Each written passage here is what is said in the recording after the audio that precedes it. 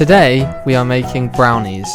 You'll need 400 grams of cake flour, 20 grams of cocoa powder, 120 grams of sugar, 2 eggs, 90 grams of butter, and 100 grams of dark chocolate.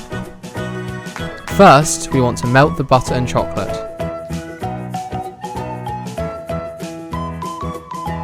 Next, crack 2 eggs in a bowl and mix in the sugar.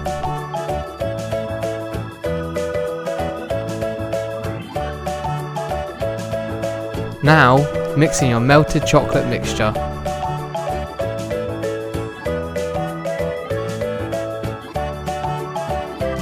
Finally, add in your cake flour and cocoa powder and mix everything together.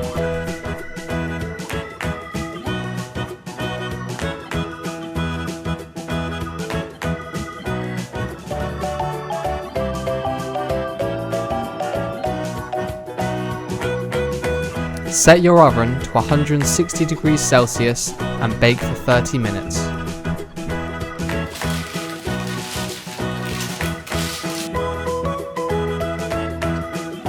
Now cut yourself a big piece and enjoy your treat.